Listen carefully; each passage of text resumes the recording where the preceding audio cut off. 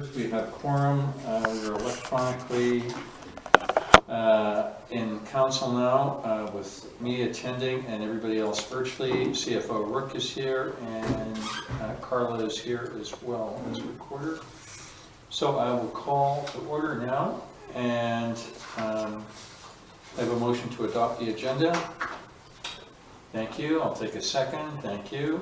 Any changes? And I'll go first if that's okay. One is under the reports, 7B Mayor, and my item is House Sound Community Forum. And the other one is 8B Resolutions. And this will be, I'll change it as we go, but it'll be that Janet Monroe. Jennifer, thank you. Thank you, Peter. Jennifer Monroe, subject to acceptance of the municipality's offer, be appointed as bylaw officer, same as with Chris Madigan. And I had no other changes. If anybody has, please speak up. Oh, Norm, hands up. What's up? Yeah, just a quick one under C, council reports, just a brief update on the EV grant. The EV grant, okay, thank you. All right, any other changes? Okay, gone, all in favor, please say aye, the nays, please say nay. Aye. Aye. Okay, pass unanimously. Public participation, there being none, and Carla, there's nobody on the screen? No. Why does Jamie, excuse me for a second, why does Jamie have an unmute and more beside her name? Are you hovering over it? Nope. I don't know. Weird. Jamie, okay, that's odd. Yeah? Okay, we're good. Thank you. You can mute up again if you like. Sorry, just on this side of the table. Nothing to worry about. Okay, no public participation. There's nobody here and nobody on Zoom. We'll go to item number 4, the regular council meeting minutes of April 7th. Those are on page 5 of 126. And I have no changes. If anybody does, please come forward now. Yeah, I have one. What's that? Page 9, I guess it is. The tree bylaws. Yeah. I was opposed to both for the same reason, but it's recorded I was opposed to one and the other one was carried. Sorry about that, you're right. Okay, so you've got that, Carl, at the top of the page, goes down to the bottom. Mm-hmm. Thank you. Thanks very much, Councillor Abbott. Any other changes? Okay, there being none, can I have a motion to approve the minutes as amended? Thank you. Can I have a seconder? Good. All in favor, please say aye. Nays, opposed. Aye. Aye. Thank you. Unanimous. Business arising from the minutes. I had none. Does anybody have any?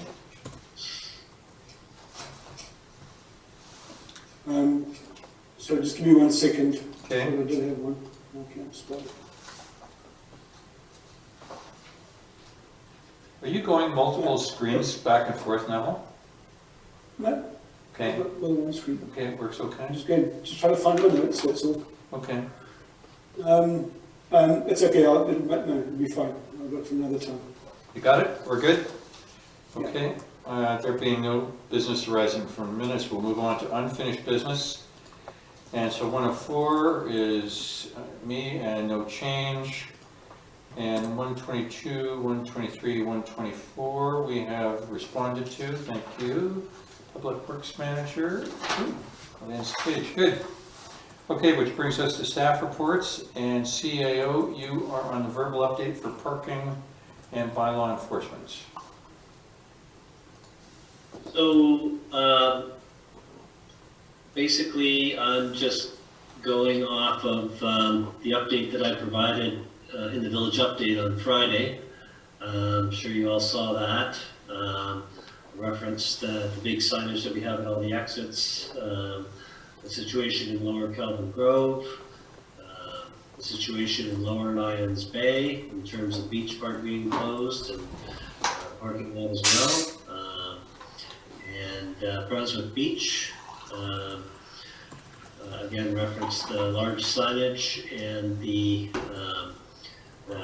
signage at the Modi parking area at Brunswick Exchange being signed as no parking / towing. But we don't have the jurisdiction to ticket or tow in that area. So I'm continuing to speak with RCMP in particular, exploring whether or not Modi would instruct their contractors to utilize their towing contractors, and we'll see where that ends up going. However, I have noted, and this is something that I think we need to think carefully about. I've noted that when the parking lot is full on many occasions, there's nobody at the beach. That says to me that those people are parking there and hiking up the Lions Trail and associated trails. And I wonder whether we're shooting ourselves in the foot if we're trying to foreclose people parking in this area, which is much less impactful to residential neighborhoods such as at Sunset and up Bayview and Mountain.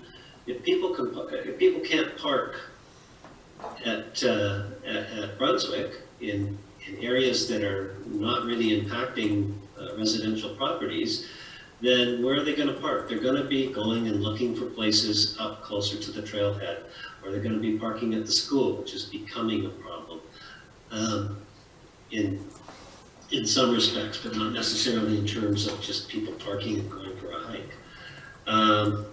So, you know, I think that we need to take a step back and consider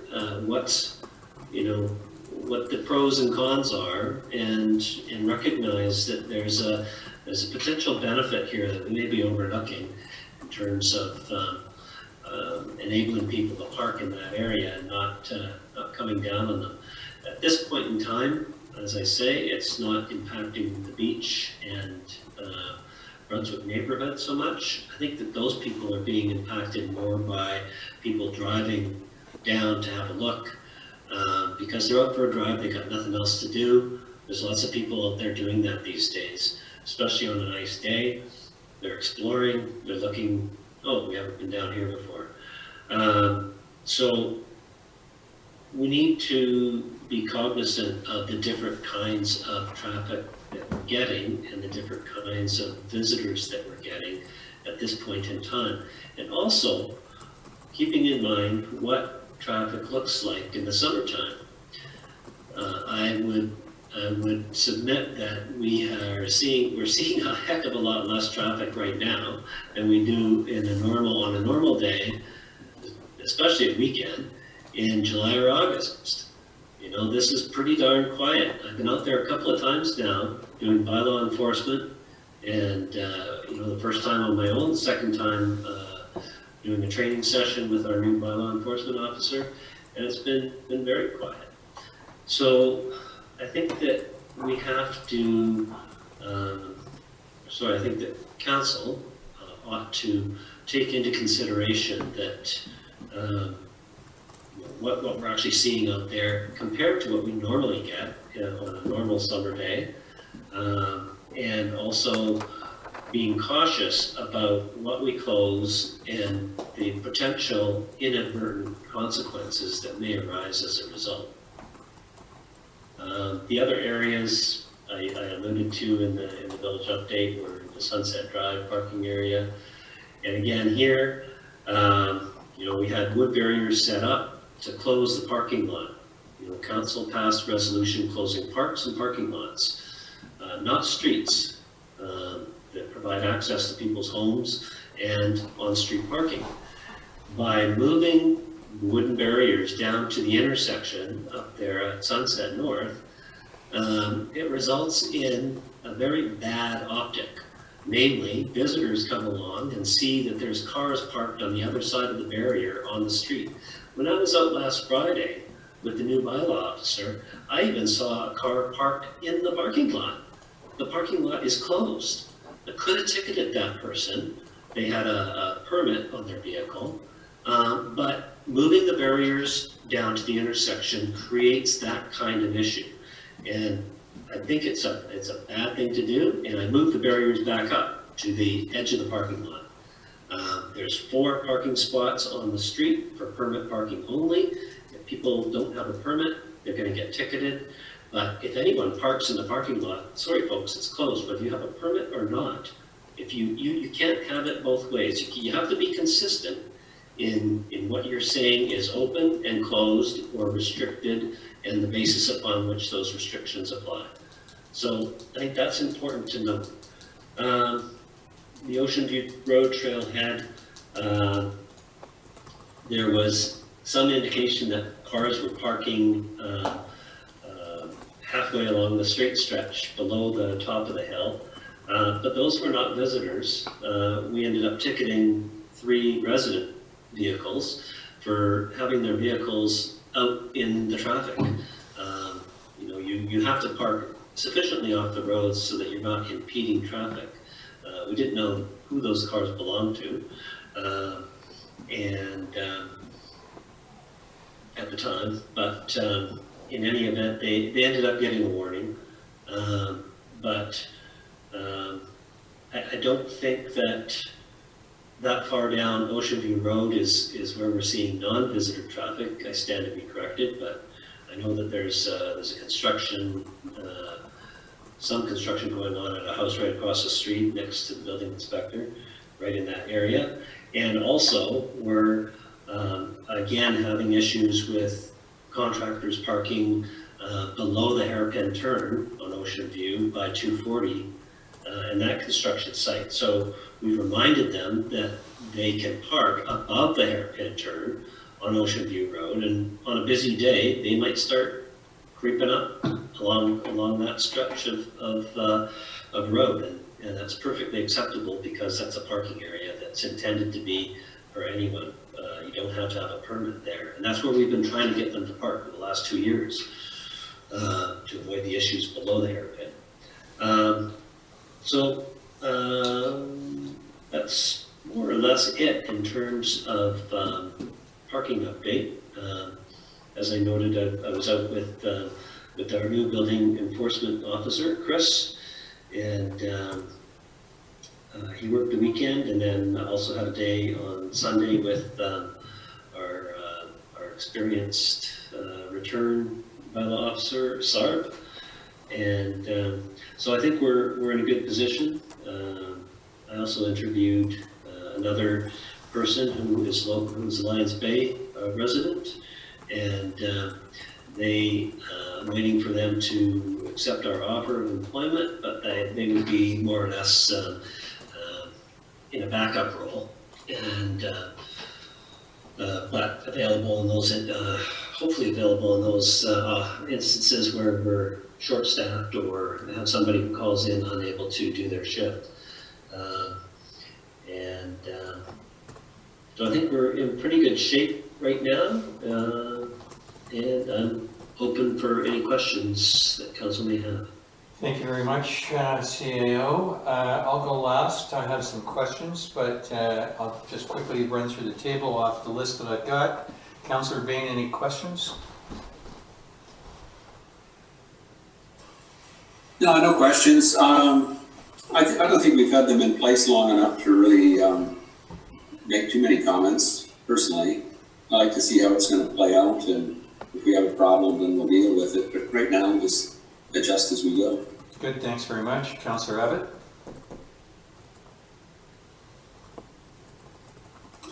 Yeah, a few observations, I guess, more than questions.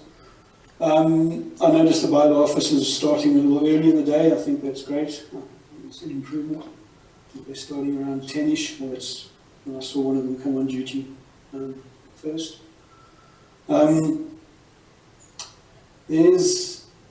Peter, are they doing any sort of social distancing, educational kind of stuff?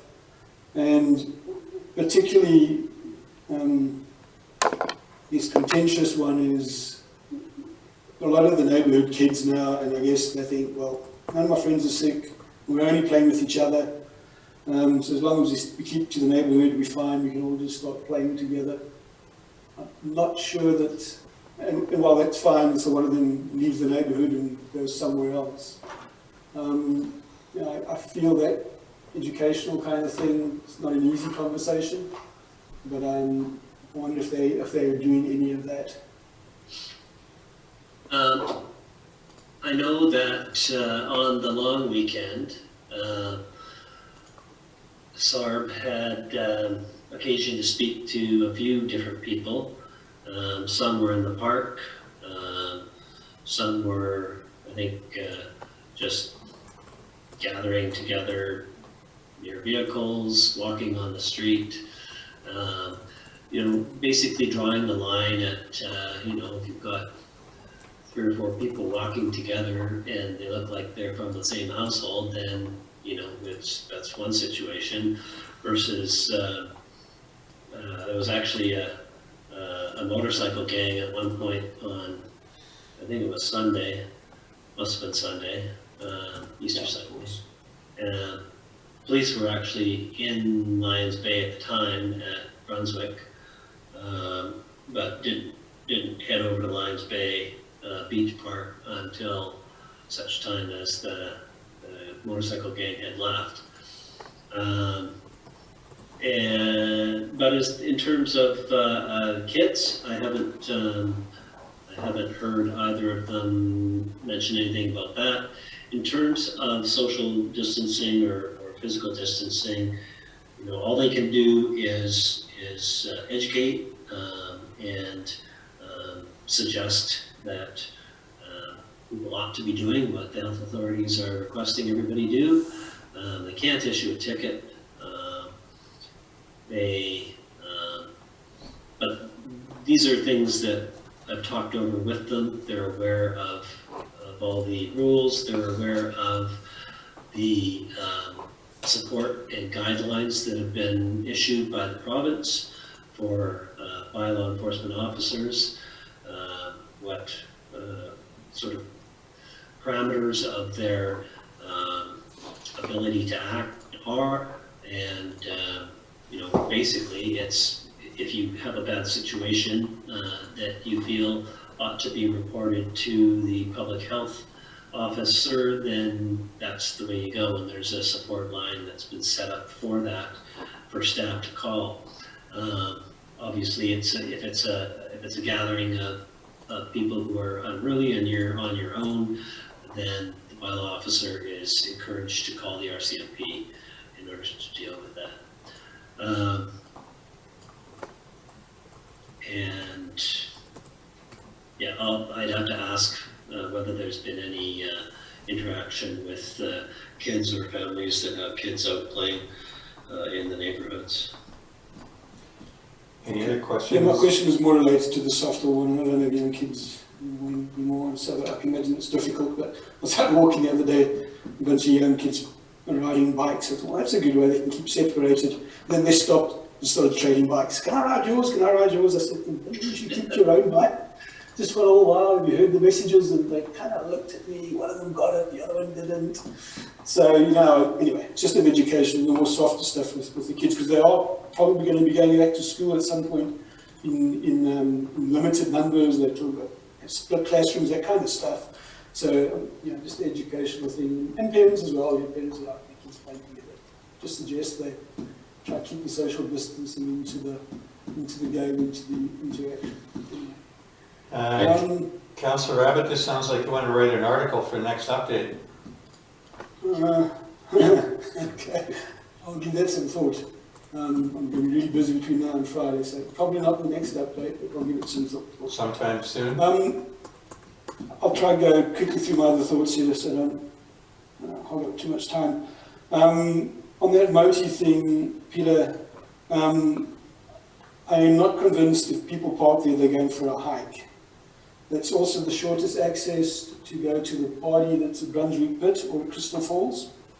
And there's been people out there, you know, gathering together and not social distancing, camping together. One thing I observed, and I think I saw an email with something similar going around from council earlier. So if you want to go to Brunswick Pits and join the party, the Modi parking lot's the simplest way to get there. Little trail up towards Crystal Falls, and you're right there. So I wouldn't assume that they're walking on trails and social distancing if they're not at the beach.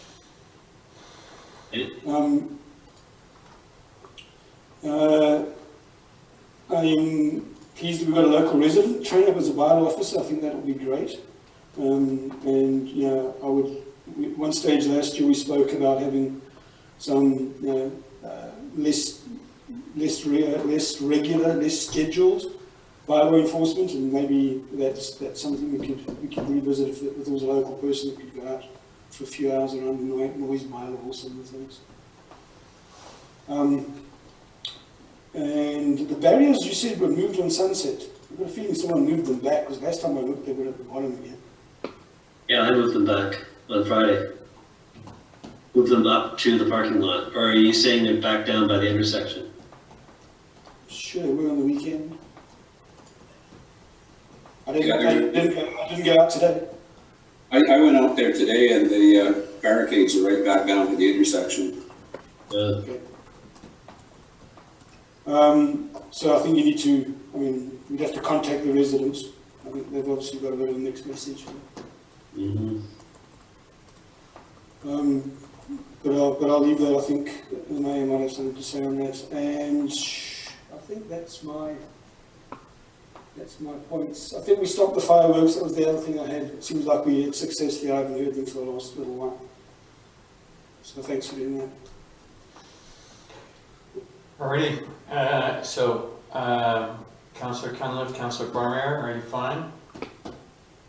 Just a point of clarification, the Modi parking lot, is that actually a parking lot? Are you legally allowed to park there? Until the long weekend, yes, you could park there. There's lots of tow signs along the off-ramp as you're heading northbound and taking the off-ramp, or on the on-ramp if you're going north. But in the grassy area between the off-ramp and the highway, people park there for years, and there's not any parking, or not any no parking signs. We've had conversations many times with Modi about making that a no parking area, and they have resisted consistently up until now. Because it is an issue every summer with it being overloaded and people going beyond the apparent no parking or parking zone. So I would be hesitant to encourage parking there, hoping that people are using trails and not the beach. I wasn't aware of the point that Neville made about the pits becoming a party destination. So turning an eye to it in this one circumstance seems like it might be problematic for what we hope to accomplish in the future. That's my only thought on that. And I was really quite pleased in doing my own patrol that there are very few people that have been coming at least down to the Kelvin Grove and parking and accessing the beach and or the point out there for cliff jumping. So I think and good news to hear a local bylaw officer as well. And if a resident is parking in a parking lot that is closed, they should be ticketed, no question. That's just my thought on that. Thank I gave you. them a warning, but next time I would ticket. Thank you very much. Councillor Barmere, last comment. Yeah, I just wanted to, first of all, thank staff for all the signage that's gone up. I think it's been very effective.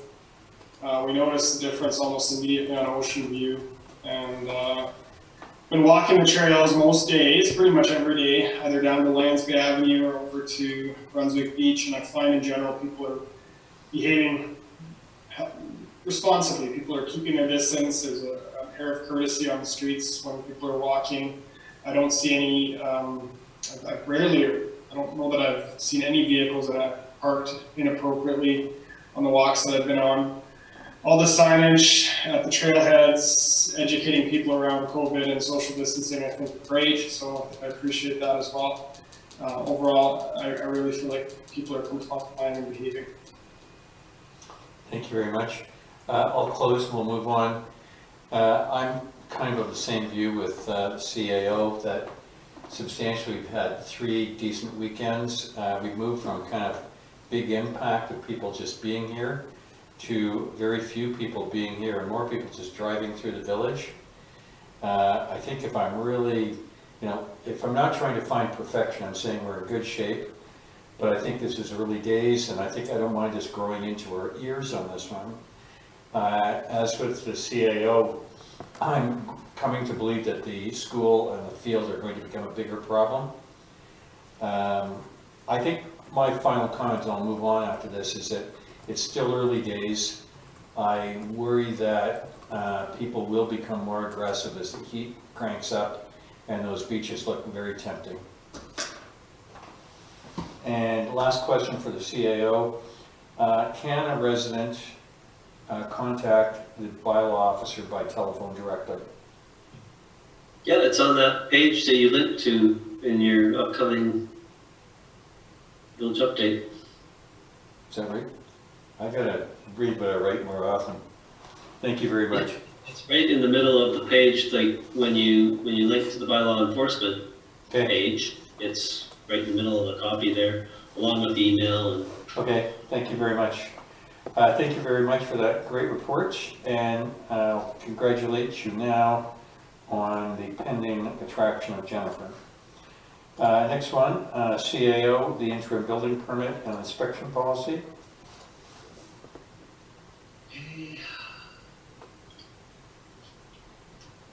It's pretty straightforward. yeah, that's, sorry, we're on the wrong. Page 13.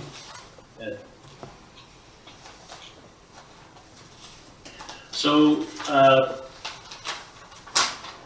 right off the bat, it was apparent that we needed to do something in terms of how we conduct business in the building department.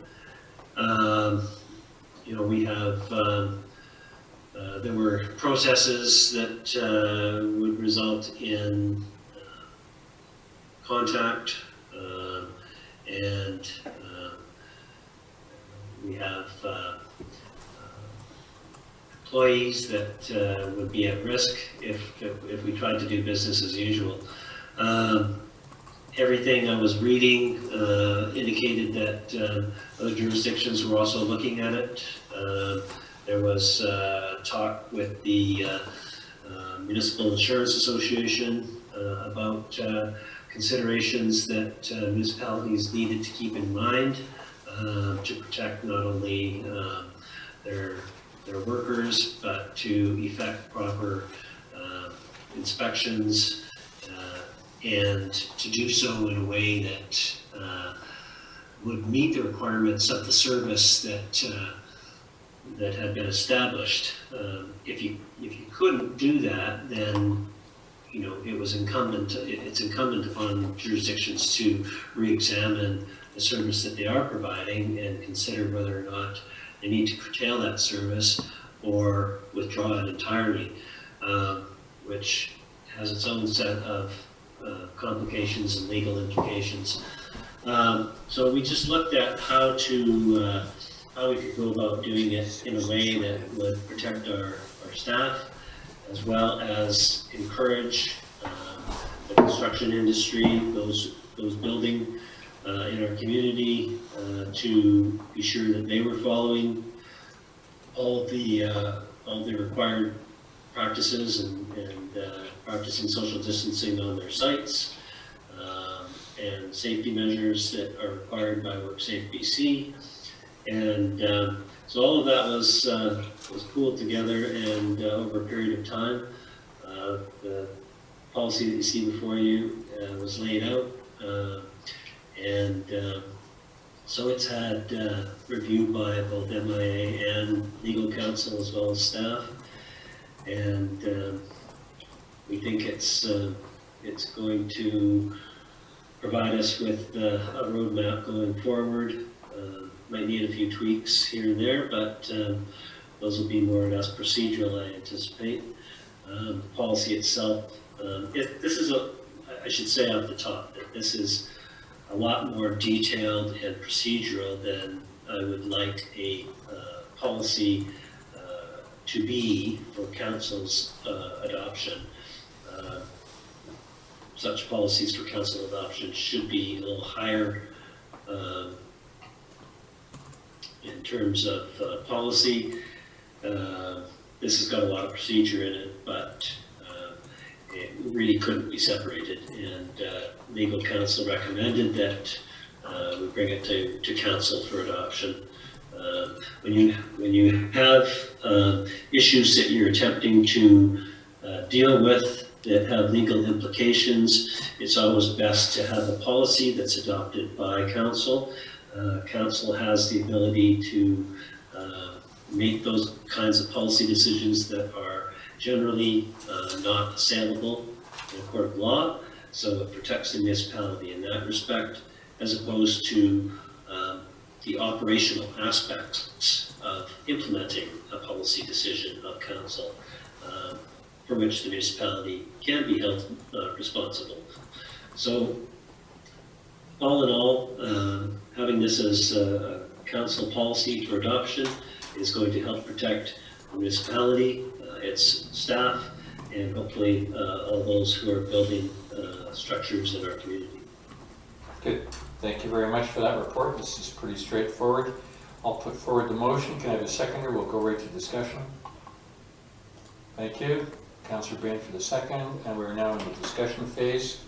Thank you very much for introducing this CAO, and it's a fast-breaking topic, and I'm pleased on one hand that we've got 30 active permits in the village, so our building inspectors personnel are pretty busy. Anybody else? Oh, thank you, Councillor Abbott, and then Councillor Bain second.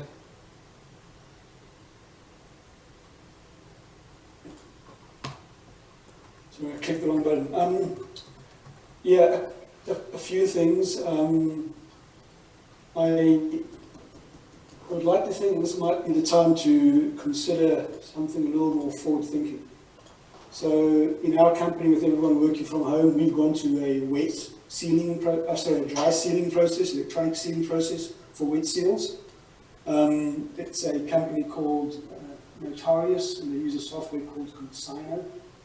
And it's an APEG sort of regulated, legitimized way to approve drawings on electronic PDFs, including the registered professional engineer's wet seal. I don't know what it costs to operate, but I would imagine it's not too much. It's a little bit of a process to register and some software to that. The benefit of it, if you start to think about it, is you end up with an electronic copy of the drawing. And I know we're wondering about how we're going to do building inspections in the near future. And Dave Butler retires, which is coming soon. And this way, you would be able to have the code reviews and everything done without anyone coming down to the office, waiting 3 days so that a drawing is uncontaminated. They could just get it electronically, and the only physical inspection would be the actual inspection of the property. And that may make it a lot easier to find someone to do the building inspections, because that's probably a less onerous process. You're just going to make sure something is built as it was approved. So, probably not fast enough for right now, but I think we should look at this. The other thing it does, of course, is we're not going to spend tens of thousands of dollars in a few years again trying to create electronic digital copies of drawings by scanning them. So in our company, we now don't need to, document control used to be piled up with thousands of drawings, full-size drawings going through a scanner, big scanner. Now they don't need to do that. It takes them like 2 seconds to issue the drawings, be it to regulators, to owners, to wherever. So it's a way more efficient process, huge benefit we've found. And we always had it in place, but no one bothered to do it. Now that everyone's at home, everyone has to do it. So I think it's something we should look at. And I think going forward, there's numerous amounts of benefits for us. Sorry? Carry on, Ken. I was going to have one other small observation, if I finish that first. On point 10, on page 18.10, use a minimum distance of 3 meters separation. So the standard is 2 meters, and in the attachments that you have, everyone uses 2 meters. I think adding the extra meter, I don't know that it does much other than make people question what the real distance is that you're supposed to separate from people, because it's typically 2. Yeah, the 3 meter came back from legal counsel, and I haven't had a chance to ask, I didn't have a chance to ask him why he put 3 meters instead of 2. Okay. And all your attachments do refer to 2, the ones that you refer to, the BCC, SA, and so on. The draft that I sent to the lawyer had 2. So, yeah, certainly something that,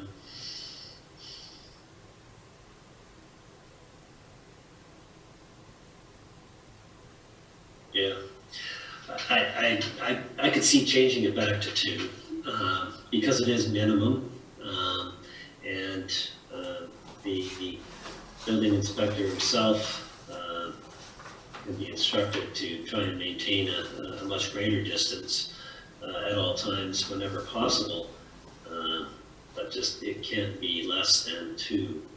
So I'd be open to changing that back to 2. As I say, I didn't have a chance to ask council why they had 3.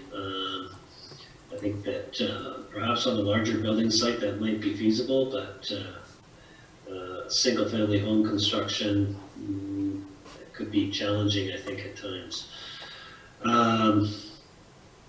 In terms of digital copies, we do require people to submit digital copies with their building permit applications. By providing an originally stamped engineered drawing in a tube, we're getting what we need in terms of the originals. But yes, I can certainly look into the wet seal proofing requirements and how that works. I'm not really familiar with it.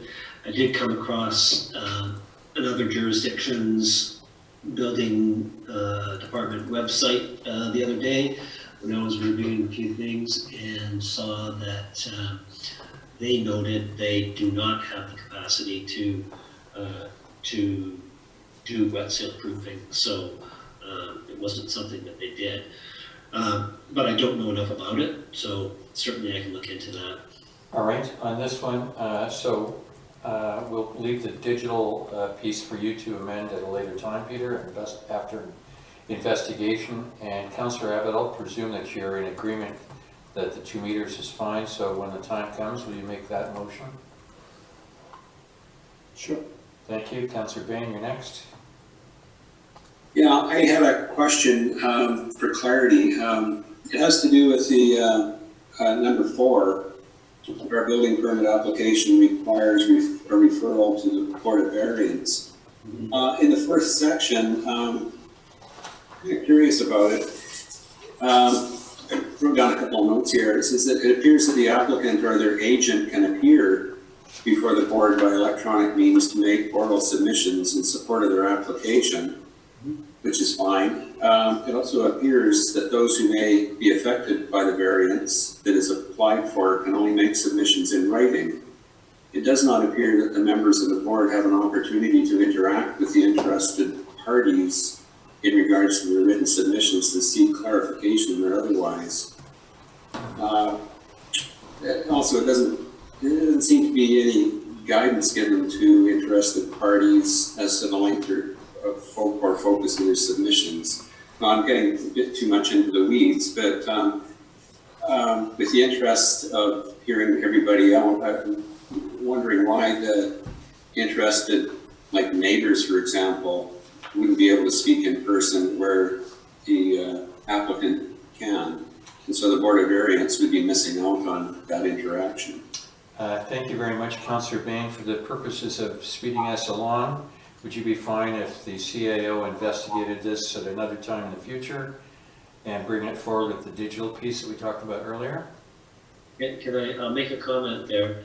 That subsection 4 of section 4 was substantially rewritten by the lawyer who set out the procedure that you see there. I think the thinking was probably trying to create a process that was simplified and met with the requirements of the statute in terms of these kinds of hearings, but I certainly don't see why an interested party couldn't also attend the meeting via Zoom. So I could see changing that sooner than later, but I would like to sort of go over that process a little bit with a bit more caution and making sure that I'm just not that familiar with the notice requirements and the opportunity to be heard. I know that the opportunity to be heard for an interested party on that kind of an application does not require an in-person ability to have an in-person opportunity to be heard under the law. And that's probably what he was getting at, was trying to create a minimum obligation for simplification purposes, for our purposes, essentially. But I think that where providing that opportunity is not onerous and can be achieved through the same means as the way in which the hearing itself is conducted, I would think that that would be something that would be achievable. But I would like to go back and just go over that a bit more with the lawyer and before making changes and bringing any amendments back to council. All right, thank you very much, CAO. Then I see no other hands up, so if I can editorialize where we are.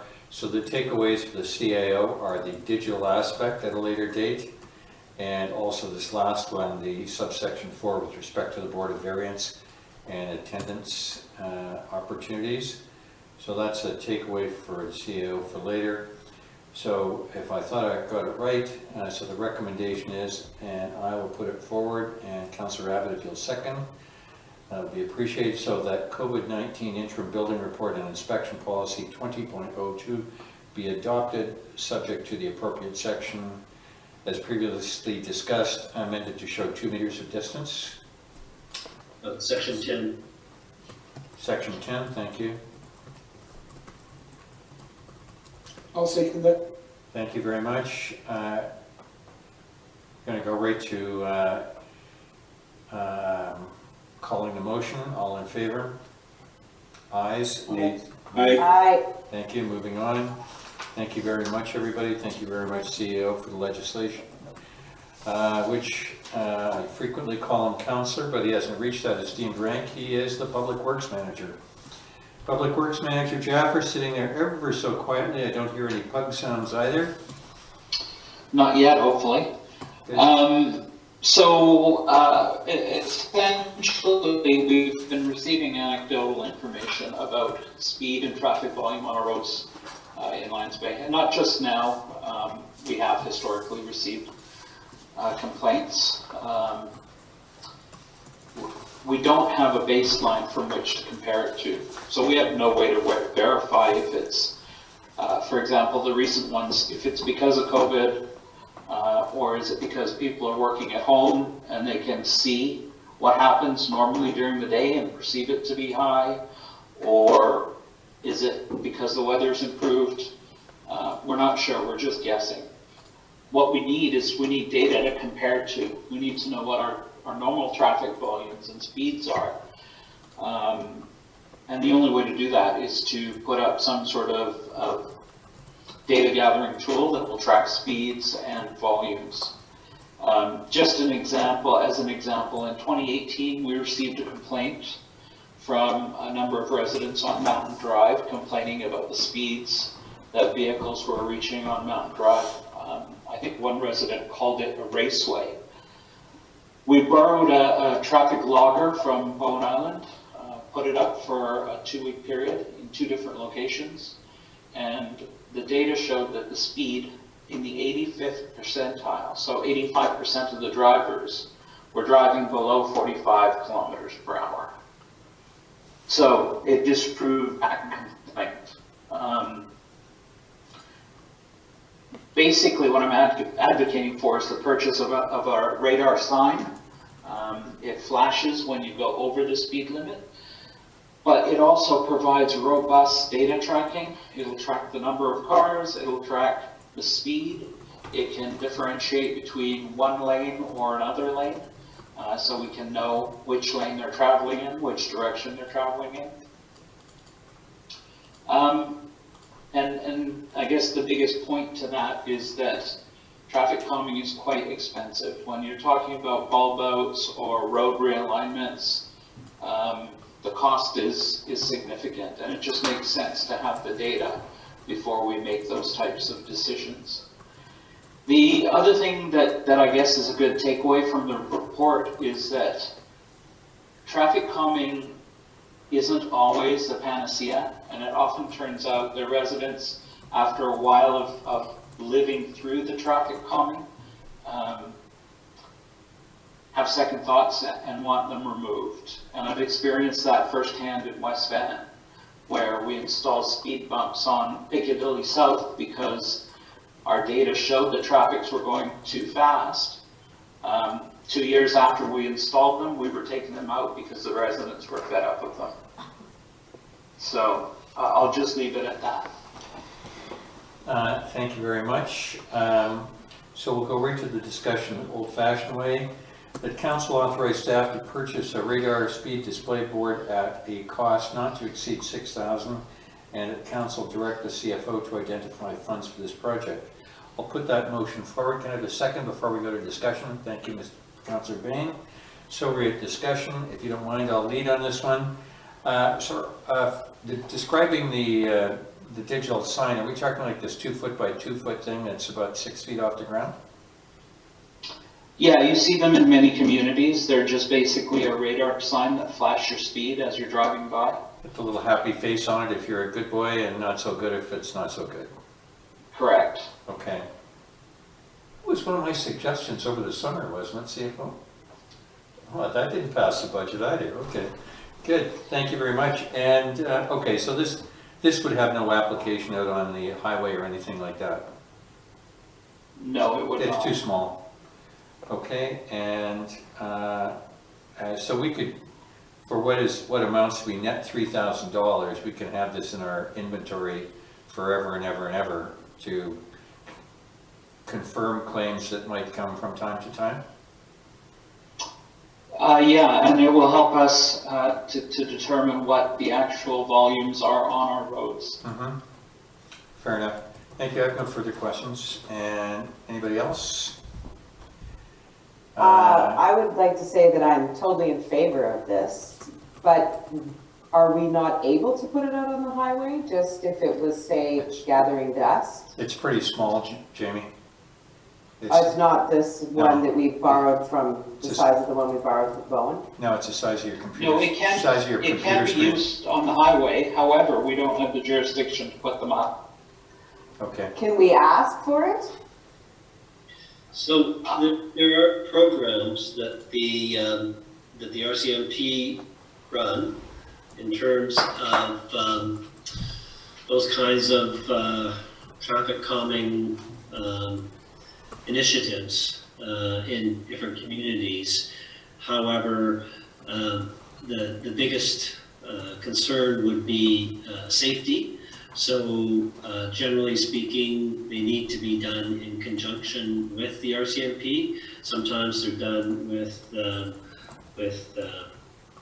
RCMP auxiliary personnel who may be available, but there's often a cost associated with that. Sometimes there are resources available through community policing programs. So it is something that we could explore with the RCMP to determine if there might be opportunities at some point, various times during the summer perhaps, where we could coordinate something, but it has to be coordinated. It can't just be our staff or volunteers out on the highway sticking up this sign. It has to be properly placed, and it has to be, it's best operated in conjunction with highway personnel and the RCMP. Okay, thank you very much. Okay, thank you, Stephen yeah. And I would add that Miller Temple, I know, has such a machine, and they have used it on the highway. As Peter said, it needs to be coordinated with MOTI and the RCMP. all right, thank you very much. Councillor Barmeyer? Yeah, thanks. You know, it's my initial reaction is how many signs can we buy for $6,000? That was my initial reaction. Then I thought about it some more, and I do think it's a good tool to help change behavior, because I think if people have that feedback and they see that they're speeding, it's almost like public shaming in a way, because you know you got your neighbors there, you got people potentially seeing you go too fast. So I do recognize it as a good tool. Thank you very much. I can support it. Thank you very much. Councillor Abbott? Yeah, I had the kind of opposite view, to be honest. A couple of things. Not necessarily the $3,000, although it is $3,000 that's unbudgeted, and it's a couple of homes worth of taxes. The incident that Public Works Yard referred to on Mountain Drive a few years ago, I used to use that road to walk my dog regularly. There were several residents, one particular pickup truck that used to bomb down that road. They might have been the 15th percentile, but it was dangerous nonetheless. And what is being pointed out is the sign doesn't help. Because you're not being able to ticket the guy, and we're not actually identifying the person, and we're relying on them to change behaviour. And if it's not in the 85th percentile, then there's nothing we're going to do about it. So I'm not sure that this actually solves the problem for us. The other, sorry, no, I'm going to, the other, for you guys to answer at the same time, is I also get concerned about the incremental increased hours that are going to be spent now on gathering this data, analysing this data that we really intended to use for something else. It's those incremental costs that slowly creep up. And my last observation is, I do think this is a lot about neighbours and not just about residents. There's a lot of people in the neighbourhood. If you walk a lot, you know the guys that drive too fast. There's ones that come by you when you're walking out with your dog and blow your head to go by. Anyway, I'll let you respond. Okay. So if I may, Your Honor, the data gathering is quite robust. So even though you have the 15th percentile that's in that instant that was doing over the 45 kilometers per hour, it breaks it down into detail, and we can tell you how many people were going at 46, 47, 50, 55, 60, and there were vehicles that went higher than that. What it also tracks is it tracks the time of day. So if somebody is rushing to get to work, we have that information. We know when those cars were achieving those speeds, and we can use that data to direct enforcement to target those 15th percentile people. So it's not that we won't be acting on that. And then to the data analysis, the software is so robust and it's designed for traffic counts, traffic volume, and speed. The data, the tool itself does its own analysis. It just spits out reports that provide you with the different percentiles and provides you with the dates and the times of the most, the traffic that speeds the most. and we can use that to direct our CMP to a certain location at a certain time to monitor. Okay, thank you very much. And so I'm going to call a motion in a second, but just to give the Public Works Manager an opportunity to cover off Councillor Albert's 3 points. So the first one is the cost, so we're talking net $3,000, correct? Yes? Correct. Thank you. It's a portable item, it doesn't take much to move it around, should we choose to, is that correct? 10 minutes to move it from one signpost to another. Thank you very much. The data gathering cost, you've said it's robust. Are we talking about somebody filtering through drum rolls of stuff, or is it fairly easy to assess? No, the software generates reports for you, So spits them out. you get what you want out of it. All right, thank you very much. All right, no questions aboard. I'm calling the motion. All of those in favor, please go aye. Those opposed, nay. Aye. Aye. I didn't hear it. Aye. Did I? No nays? Thank you, unanimously passed. Thank you very much. Public Works Manager, I know that Gary and Ali Brown would be very keen to know about this. Do you mind dropping them a line and attaching this this report? Will do. Thank you very much. Moving to the next item, and that would be the mayor, and that would be the, as I sent to everybody, the Howe Sound Community Forum. I can't go, I'm at Metro, Peter can't go, he's otherwise occupied. So for the 4 councillors, from memory, this is at 10 till 12 Zoom meeting. Nobody has to go if they don't want to go, or they're otherwise their time is taken. If that's the case, I can send regrets to Mrs. Simons. So I'll No, go. I'm considering going. I just have to clear my work schedule. That's all. Okay, so if I reply to her that you're a maybe, Councillor Bain, your next step? Yeah, I wrote to Ruth Simons and said I will come, but it comes with a catch. And in the meeting, they're going to be asking to hear from the elected officials a number of questions. They want a little report, what's going on in your community. It says here, appoint 1 person from each local government to provide the community update, 5 minutes each, and maybe prepare questions in advance for either MLA Nicholas Simons, MLA Jordan Sturdy, or MP Patrick Eiler. I don't know. So if you guys want to feed me with some information of comments you want to report from Lions Bay, I'd be happy to deliver it. But if not, I can be very brief. Well, I guess as the senior councillor, I believe you would draw the short straw, Councillor Bain.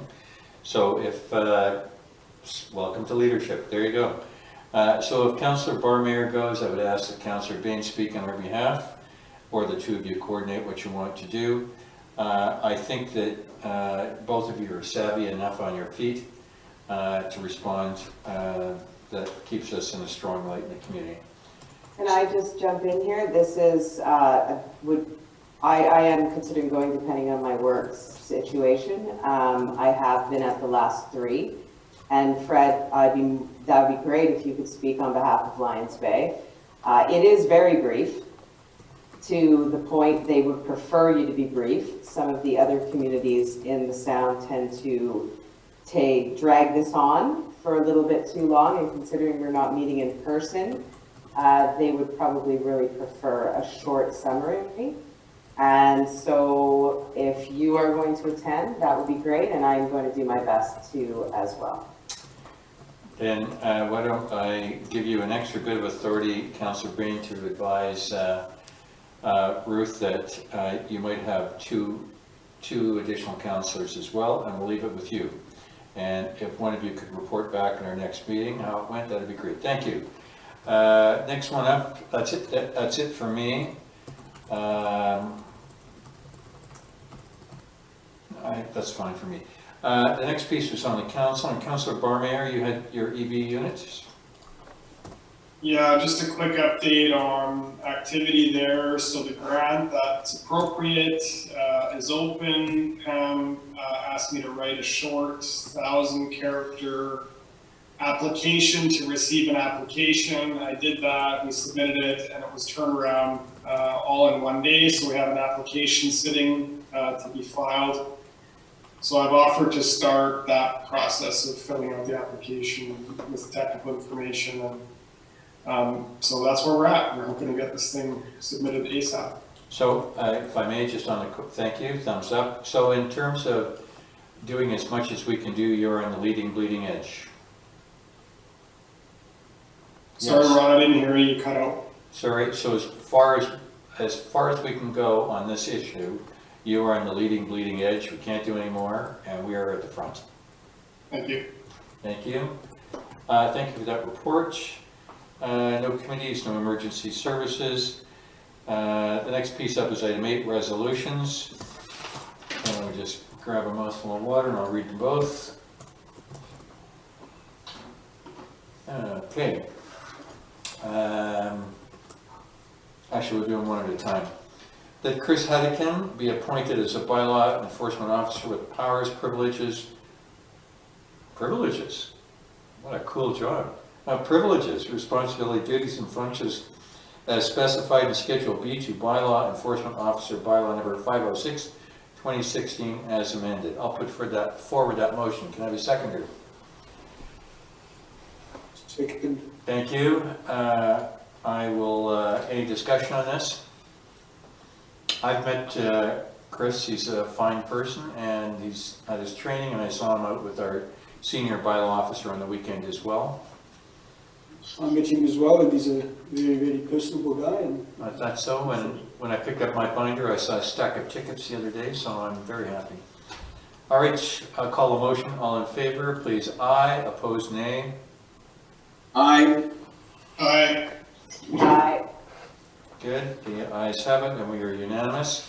The second piece, and kudos to the CAO, to John, for attracting a local as the backup.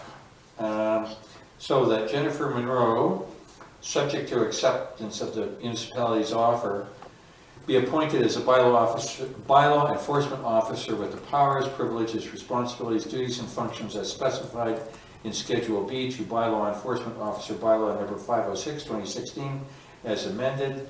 I'll put forward that motion. Can I have a seconder, please? Thank you, Councillor Barmier. And quick one, any questions? Yes, I thought I saw Councillor. Well, you were fast, whatever you're doing. No questions, then I will call a motion. All in favor, the ayes please, and nay opposed. Aye. aye. Aye. Good, thank you very much. And since, if I could stop on this one for a second, CAO, what is our plan for rotation of officers throughout the week? Are we sitting quiet at this time, or is it planned? We're presently scheduling Friday, Saturday, Sunday, at this point in time. Good. About 8 hours a day, Thank you very much. a little bit less on Friday. Good, next one up, and I'm going to switch seats with the CFO in a second here. She's probably got Donkey Kong going on her screen. Fine, so I was thinking, introduce it, and then I'll just come over there if there's any questions. I'll reintroduce it and then we'll do that. Thank you very much. So it's item number 9, the bylaws, which is page 31 in your binder. And this is, we've seen this before.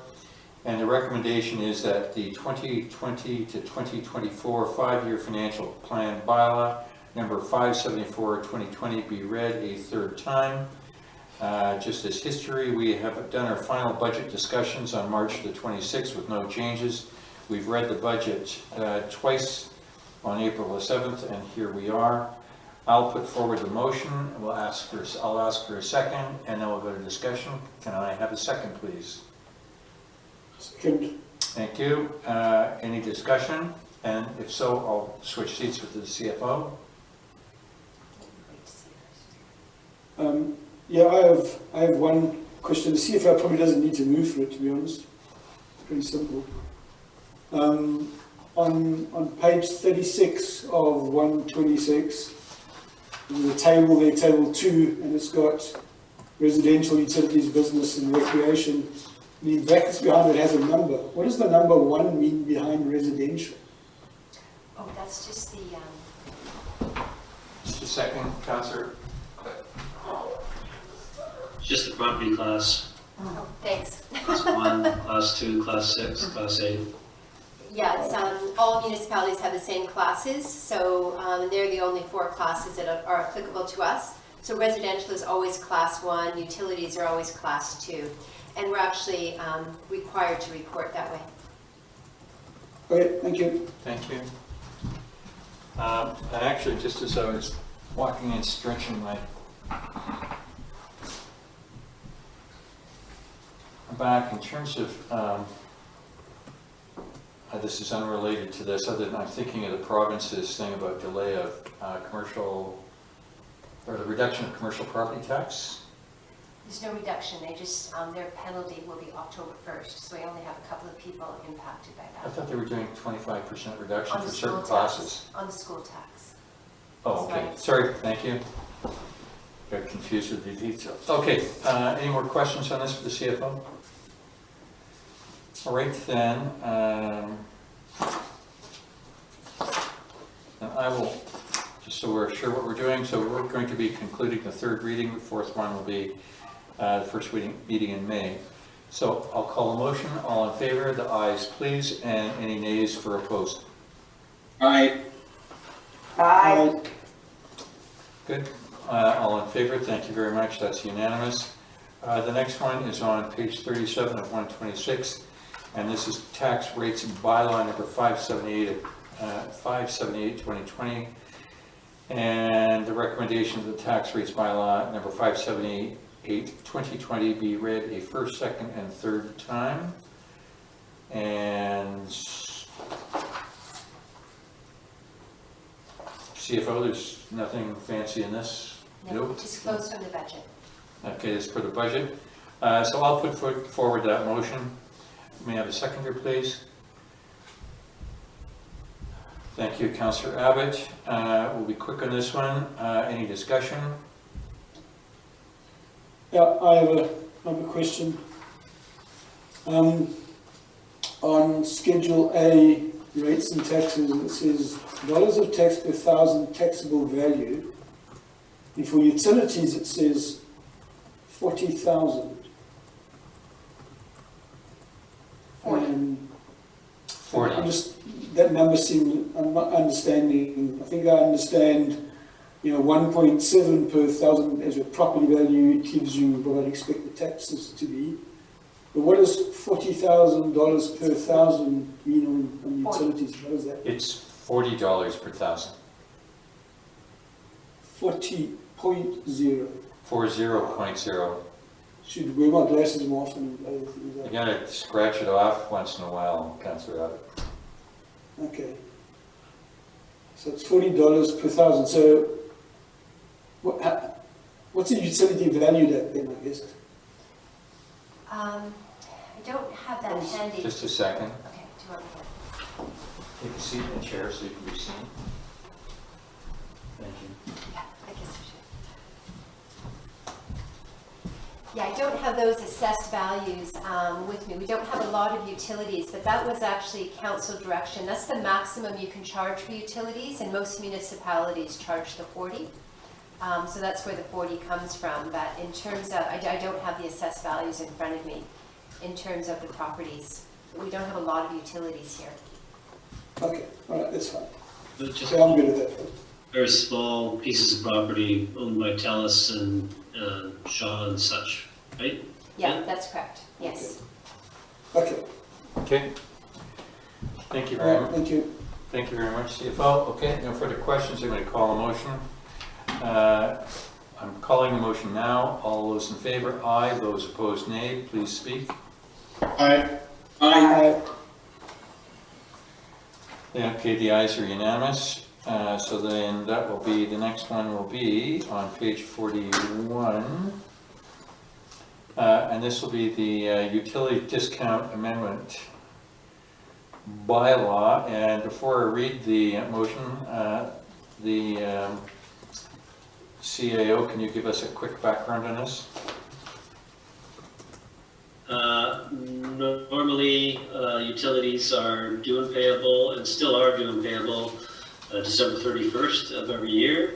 If residents generally pay by March 31st, then they get a discount in accordance with the rates that are set out in each of the utility bylaws, water, sewer, and waste collection. It was determined with council's agreement to extend that deadline to June the 1st this year, give people a little bit more time to make that payment and still qualify for the discount. This is essentially the paperwork to give effect to that decision. Good, thank you very much. And kudos to staff for putting the item into effect first and papering it second. That's greatly appreciated. Thank you. So the recommendation is that the 2020 Utilities Discount Amendment Bylaw number 570/2020 be introduced and given 3 readings and adopted. So we'll go for the 3 readings, and I'll put forward the motion for 3 readings and look for a second. Thank you, Councillor Bain. Any discussion on this? There being none, I'll call the motion. All in favor, please aye. The nays opposed, please. Aye. Aye. Aye. Thank you. It's unanimous on the 3 readings. Now we'll go to the 4th reading. So that the 2020 Utilities Discount Amendment Bylaw number 579/2020 be introduced and adopted. I'll put forward that motion. I have a seconder. Thank you, Councillor Payne. And any discussion on that? I'll call a motion. All in favor, ayes please, and nays if opposed. Aye. Aye. Aye. Aye. Thank you, that's unanimous. We'll go to item D, which is on page 71. Excuse me, and that is the bylaw 580, bylaw notice enforcement bylaw amendments. And as everybody knows, I love pages with lots of fine numbers on it. So this one,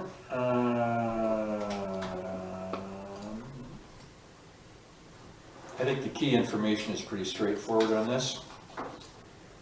Actually, CAO, why don't you give us a quick update on this one? Refresh on the key information.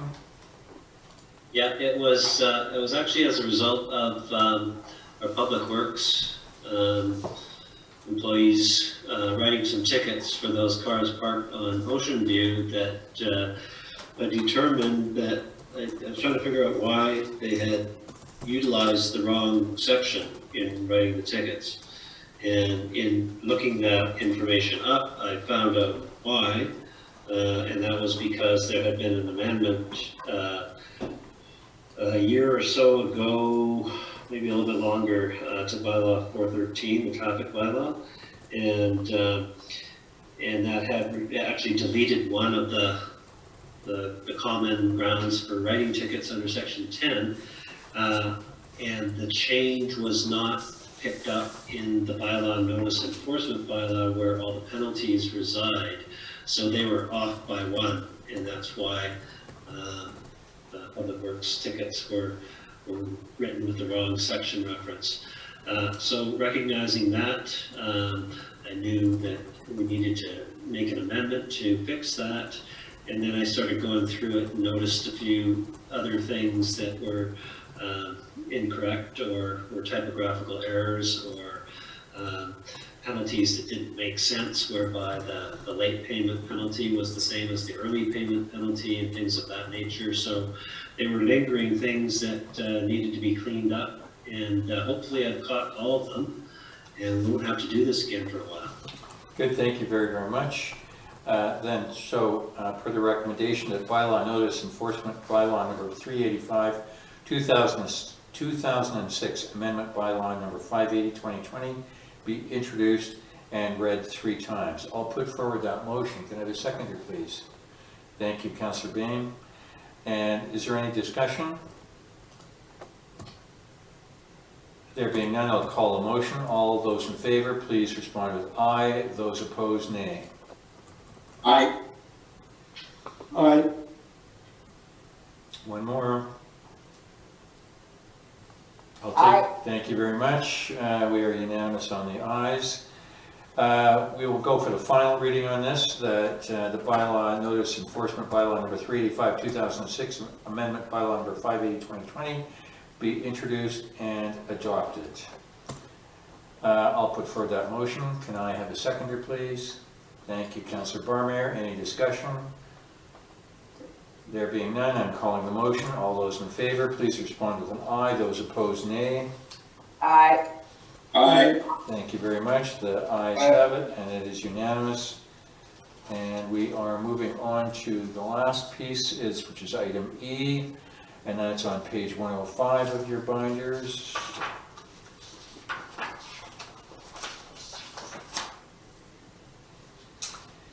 And we'll just do the quick update. CAO, can you give us the 1-minute piece on this?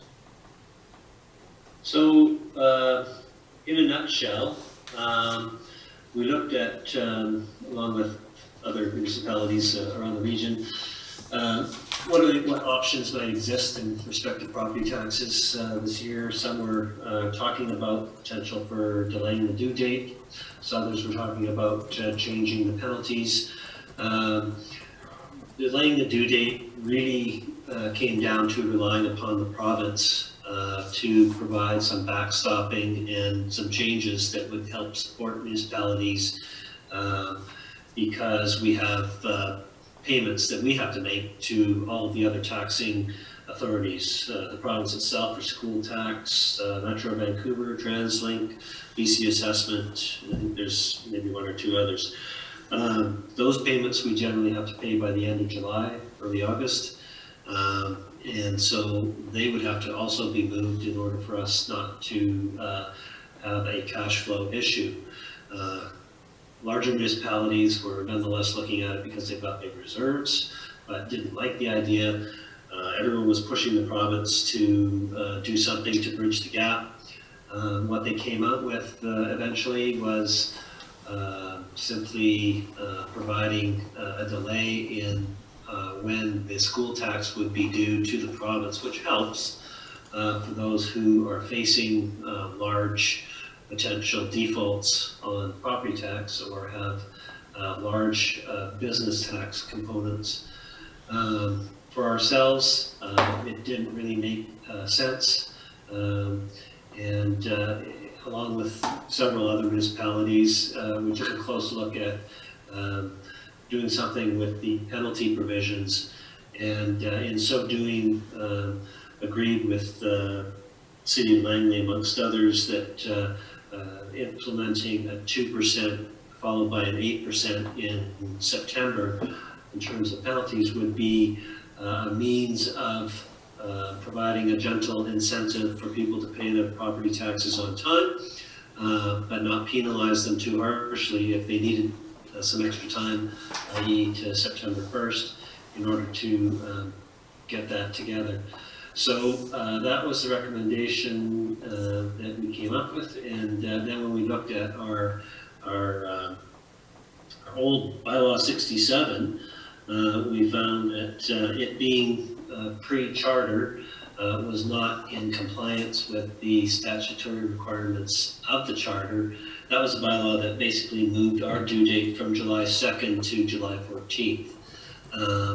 And so in order to maintain our alternative due date of July 14th, which we didn't want to change, and to implement the staggered penalty amounts, we needed to basically repeal the old bylaw and get a new one written. The statutory provisions, as I think you can probably see and tell from looking at the bylaw itself, are quite convoluted. And so I defer to legal counsel in terms of providing us with the bylaw, which they did. And the effect is to essentially provide for the staggered 2 and 8 penalty amounts and keep our property tax due date at July 14th. Thank you very much, CAO. Just as an aside, my talk to the community this Friday will be addressing this as well. And the penalty as well as property tax and utility bills. So I'm thinking, as CAO says, I think we are in reasonable financial shape given the backdrop that the province has allowed us. They haven't given us a fix, it's a temporary accommodation. For the council members, you can actually listen with glee the other municipalities in Metro who are all over the map in this in terms of their budgets and in their extensions and in their penalty amounts. I feel very good with what we've done here, and I appreciate the CAO bringing us up into current legislation. Okay, so that gives it back to the work at hand. So the recommendation is that the Alternative Tax Collection Scheme bylaw number 581 2020 be introduced and given 3 readings at this time. I'll put forward that motion. Can I have a seconder, please? Thank you, Councillor Bain. We'll give it a minute for discussion if there is any. Hands on the board. Oh, Councillor Abbott, yep. Sorry, I was checking, was unmuted. So the way I read this, because of the community charter, as well as the way our bylaws do pre-charter, we have to give residents the option of paying by July 2nd as well as by July 14th, and they have to elect to do one or the other, but if they don't elect, it defaults to July 14th. There's no advantage of doing it by July 2nd. We still have to tell them that. It just sounds like a convoluted web we've weaved here. Is that what we're suggesting? CAO, can you respond? Yeah, that's the way the legislation is set up. And I think it's set up that way to accommodate municipalities that wanted to have 2, basically split their tax due dates, equally or roughly equally. So some jurisdictions like Vancouver, for instance, have tax payable in February and in July or August. And they split the penalty as well, I think, 5%. But you can choose to do it all in February, or you can choose to do it all in July. And that I think is how the legislation came to be. For us in our circumstances, yes, it's awkward. The fact of having an election is really just going to confuse people, which is why I recommend that we don't emphasize that or de-emphasize that basically in the communications. If people want to read the bylaw, it's a public document, but I think that we need to somehow communicate that yes, there's an election, however, there's no benefit in making that election. And we recommend that you don't make the election, so that if you miss the payment on the 14th, you're only going to pay 2%. If you make an election to pay it on July 2nd, and you don't, for whatever reason, get the check in the door by July 2nd, you're going to pay 10%. So there's really no benefit whatsoever to anyone making an election at all, which means that it will be due on the 14th, and if they miss, they'll be charged 2% until September 1st, when they'll be charged the other 8%. So yes, it's awkward. We don't like it. I was chagrined when I read it, but not much we can do about it. All right, Councillor Abbott. Okay. Asked and answered. Well, good luck wordsmithing it, I guess, but I would have thought you could just tell people they don't have to make an election. Forget the fact they don't have to make an election on 2 different options when one option makes no sense. I'll leave you to it. open to council providing direction, what your comfort level is in terms of what we communicate to the residents or to the property owners. I would suggest you just communicate the one option that makes sense and tell people they don't have to make an election. That's simple, then they will look at it, oh yeah, that's nice, and I don't have to do anything about it. Rather than try to tell them twice they don't have to do anything about it, and one's worse than the other. That's just Right. confuse the heck out of people. So I would just keep it simple and not bother with the whole July 2nd thing. Okay, well, do our best to do that. All right, that doesn't change the recommendation, though, that's operational piece. Is that correct? Thank you. Yep. Councillor Abbott, hand down. Okay, thank you very much. Good point. Thank you very much, Councillor Abbott and the CAO for that. I'll call a motion. All those in favor, please aye. Those opposed, nay. Aye. Aye. Very much. And which brings us to the final reading on this one, that the alternative tax collection scheme bylaw number 581, 2020 be read for a final time. I'll put forward a motion. Can I have a seconder, please? Second. Thank you very much. Any discussion? There being none, I'm calling the motion. All those in favor, please acknowledge with an aye. Those opposed, nay, please. Aye. Thank you, unanimously approved. Which brings us to the almost last item, and that's correspondence. And Susan or Myron, I know you're on the line. We're going to ask you for questions for item 12 in a minute. Correspondence, Councillor Bain, I think this is your last at bat for the quarter. Sounds about right. Okay, resident 1, Deirdre McNeil, is sending to say thank you for the parking and how it's resolved and improved. She's been answered, so we just received, I presume. Thank you. R2, Ruth Simons, concerned about parking, non-resident parking, has pictures, but I think we're all on the same page. Received that one. Thank you. R3, Rebecca Casperson, re-parking again, signage, thanking us for protecting our community by the actions we've taken. Received that. And R4, Brenda Broughton, re-taxation, tax reduction is what she was looking for. I think we've dealt with that tonight. I don't know if there needs to be any more correspondence with that. Or... I'll respond on council's behalf if that's fine with everybody. Yeah. Thank you. Can I have, Oh, sorry. can I have something on that last point? Yeah. On Brenda Broughton, I was wondering if council would be interested in having staff come back with some recommendations for cost reductions. At this time, I think every corporation is doing it. And in my company, if you charge into overhead, you're working on 4-day weeks. If you're an executive, you've taken a 20% pay cut. And I think everyone's doing it. I think we should do the same. I personally am willing to forego my salary, council salary, for the next while. I'd like to do that how it makes sense. And it doesn't make sense for me to take it, pay taxes, and then have to give half of it back to council. I hope there was another way to do it. I did once speak to the CFO about this a while ago, never quite got to an answer. Is there any appetite for the rest of council to see staff come back with something like this at the next meeting? If I may on this one, And council. sorry, and I'm not just talking, also other ideas for cost reductions at this time.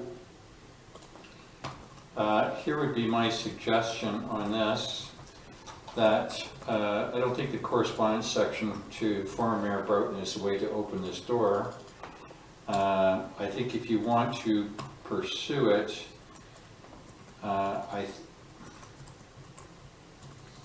well, actually, no, it's fine. Let's go here. All right, I think if I've got this right, Councillor Abbott, so I will respond to former Mayor Broughton on this one, but you've opened a discussion piece on this one, which I'll pursue for just a second, and I'll get the viewpoint of council whether this moves any further or not. So I think if I've got this right, Councillor Abbott, you'd like somewhat a mini review of our current budget.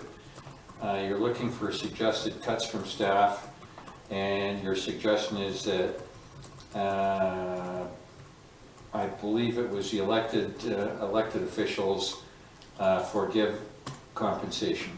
Would that encapsulate the 3 points?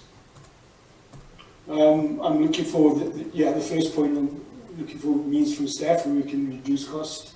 I'm not suggesting that any other elected officials forgo the salary. I'm willing to do mine if it makes sense. All right, well, I tell you, let's deal with the easy one first. You can make your arrangements with CFO Rook on whatever works for you, and I would suggest that anybody that has a similar view, I see your hand, Councillor Bain, but I'm holding you back. If you are of a similar mind, you contact CFO, almost made you Councillor CFO Rook on that one directly. On the two pieces of, let's just call it budget changes on the reduction mode. For me, I'm fine with the budget as it sits, and I would not ask staff to do anything. I think the major piece that we would have done if we were going to do anything is not hire the person we did hire this past week. And I think because the office is closed, that doesn't mean anybody's working any less. And I really can't think of any tinkering around the edges of the budget that I would be in favor of at this point. I'll go to the CAO or the CFO on this piece if it's the budget. Okay, I'm looking at the CFO. She has no suggested changes. CAO, anything you want to add before we go to Councillor Bain and Barmarin? Well, I can tell you that without the numbers in front of me, your exempt staff is working more overtime right now than we have worked in the months leading up to this emergency. So there's a lot of time that is put in, which is uncompensated time. We blew past 80 hours of overtime in the first month or two of the year, and that's what we get compensated for in our contracts. 2 weeks of overtime, or 2 weeks of compensation for all of the overtime we put in a year. So all the overtime we're doing now is all free time that we're donating to the municipality, and there's a ton of it, I can tell you that. And I don't see how I could possibly ask anyone to take a pay cut for doing less than what we're already doing. I don't know how we would possibly do less. I don't know what you would have us not do. But if I was to make that request, I would have to figure out a way that we would actually be doing not only not all the overtime we're doing, but actually, if you're talking about a 20% pay cut, 20% less than what we would be doing full-time. So you have to pay for the work that you get. And this was a consistent theme when I last met online with my CAO brethren and shouldn't say brethren because there's half of them sisters as well. Females. So, but in any event, the common theme was that as long as people are working and doing meaningful work, then you don't want to discourage that. And where you have staff working overtime, they're working for free. Why would you want to discourage them from doing that? Nobody took that position. The only jurisdiction that is laying off or looking at reductions for exempt staff, full-time exempt staff, is Vancouver.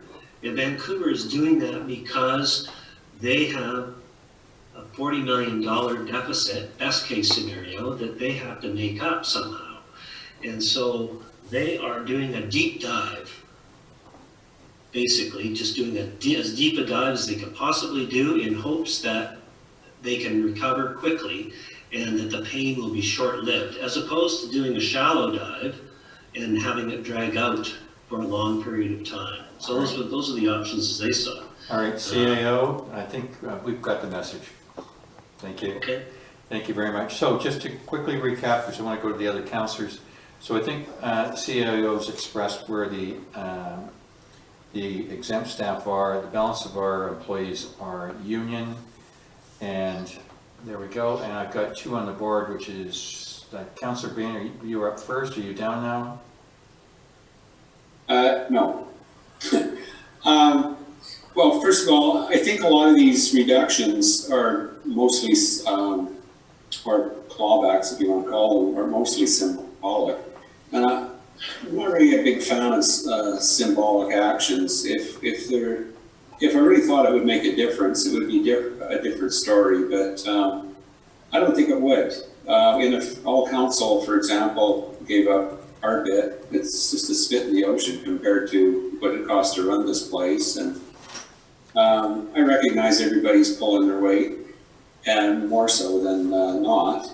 And the other key piece, I believe, is that we're starting to, quote, flatten the curve now, and I don't think it's going to be as long as some people thought we're going to be into the predicament that we are in right now.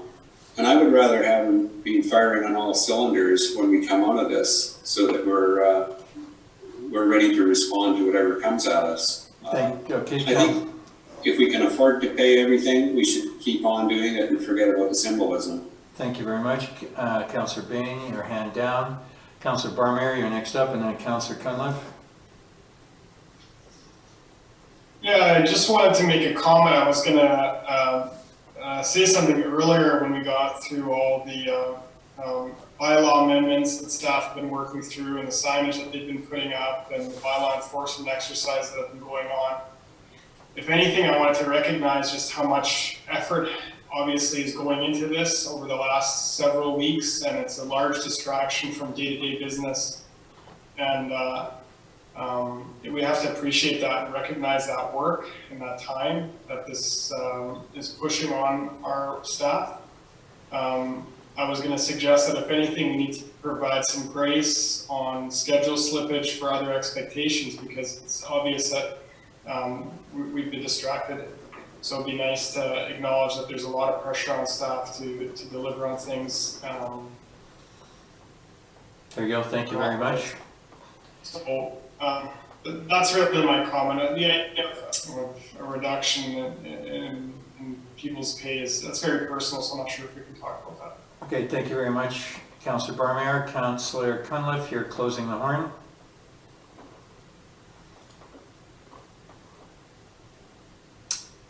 Councillor Cunliffe, unmute yourself. Sorry, can you hear me now? Yep, you're good.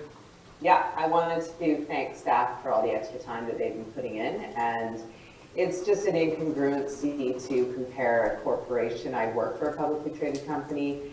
They have not offered to take any reduction in salary. In fact, they have been doing mass layoffs.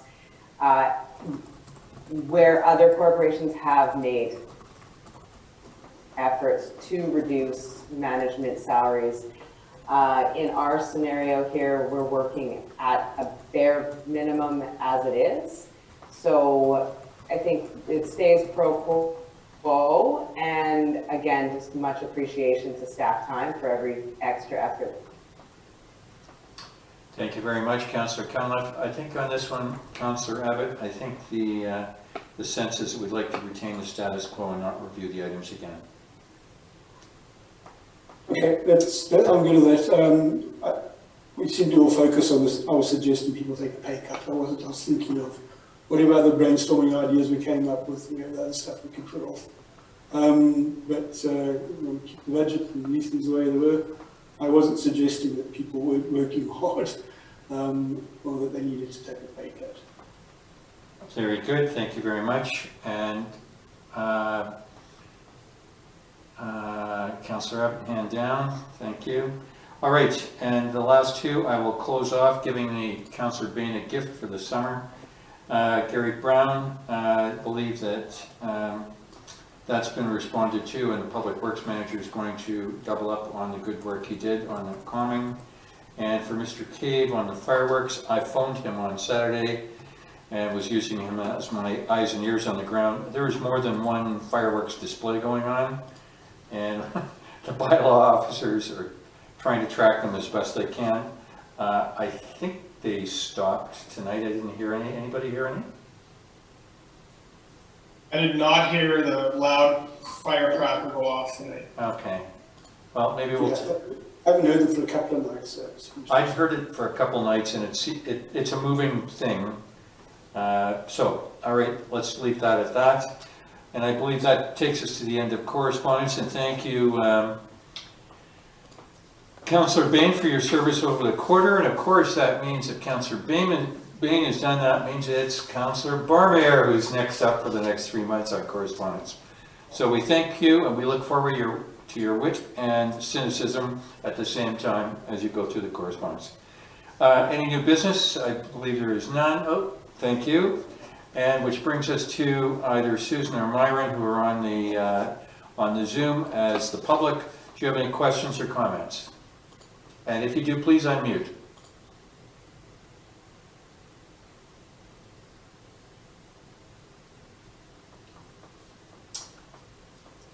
Susan or Myron, if you're still there, if you wish to speak, this is your going, gone, and then we'll move on. Or is that Pam on Susan's computer? Pam's dead, hers off. Oh, okay. No, it's definitely Susan. You're Susan? No, it's definitely Susan. Oh, it's definitely Susan. All right. All right, well, you guys can deal with that at the office tomorrow. All right. No, I've got no comments, thank you. Oh, there you go. There I am. There you go. Did you get this? Okay, thank you very much, Susan, and have a lovely evening. Okay, which moves, can I have a motion to adjourn? I'll put forward that. Second, all in favor, yes, and we are done at 8:50. 8:50. Thank you and good night, and you can sign.